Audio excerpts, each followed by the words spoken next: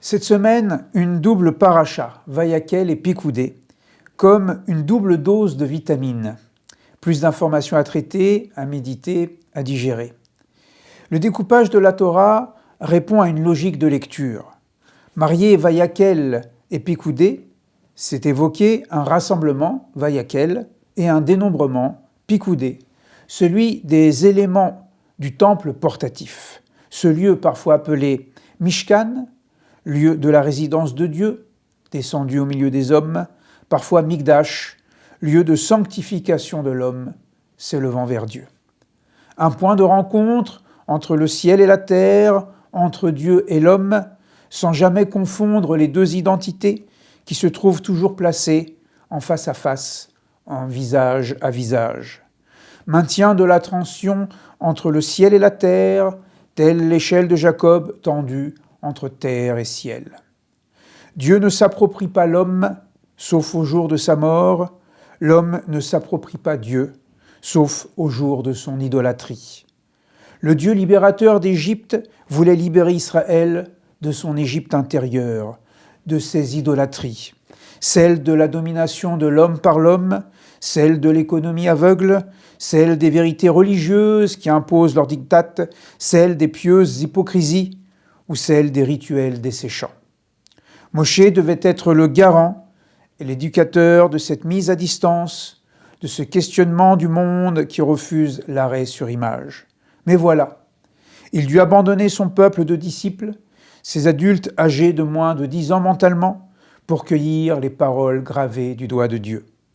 S'il avait pu recevoir les tables d'alliance sans quitter sa tente, un fax du bon Dieu, un SMS, sur les premières tablettes électronico-pierreuses, les choses auraient été différentes. Les enfants n'auraient pas fait les imbéciles en l'absence du maître. Mais quand le rabbin ou son chat s'absente, les souris dansent autour des veaux d'or de l'histoire. Vaïkaël Aram al Aaron, et il se rassembla le peuple sur Aaron. Exode 32, 1.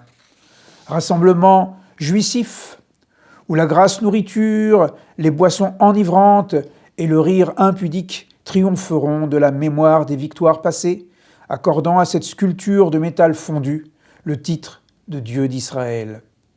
Tout rassemblement, d'hier et d'aujourd'hui, porte en lui ses dérives de jouissance, de violence ou de rupture avec le ciel. Si l'union fait la force, nous nous passerons de Dieu et de sa morale, scande le peuple. Mieux vaut un animal sacré pour sacraliser notre animalité. La vérité de Dieu s'emporte de colère, comme une équation mathématique qui ne supporte pas la fausse démonstration. Moïse intercède. Si Dieu est l'être absolu, traduit dans le saint tétragramme, alors sa sainte colère peut être effacée par sa sainte miséricorde. Sinon, ce Dieu ne serait qu'un épouvantail pour des consciences immatures qu'il est si facile de manipuler avec le bâton de l'enfer, avec la carotte du paradis. Impudence de Moïse, impudicité salutaire celle-là. Dieu est chaos, heureux de l'être. Mes enfants m'ont vaincu, fera dire le Talmud au Dieu qui rit, bien plus grand que le Dieu qui fait peur à pleurer. Le royaume du pardon est proche, il est à la portée du repentir de l'homme. Car je ne veux pas la mort du pécheur, dit Ézéchiel, au nom de l'Éternel, je ne veux pas sa mort, mais revenez et vivez. Grand est le péché devant Dieu, car il nous apprend le repentir devant Dieu. Le juste tombe 7 fois, mais il se relève, déclare l'auteur des Proverbes. Mais comment revenir ? Comment assumer sa teshuva lorsque le rassemblement prônait la mort de Dieu et la naissance de l'idole des plaisirs sans limite ? En se rassemblant de nouveau. Vayakel Moshe. Et Moïse fit rassembler le peuple. Mais cette fois, l'éros de Ham, le fils impétueux de Noé, fut encadré par Shem, le nom, l'éthique, et Yaphet, le beau, l'esthétique. Loin des échos orgiaques des rivières sauvages, le sanctuaire enfin érigé en une œuvre d'amour des pécheurs d'autrefois, portait le nom ineffable de l'être au cœur de l'humble beauté d'une tente du désert.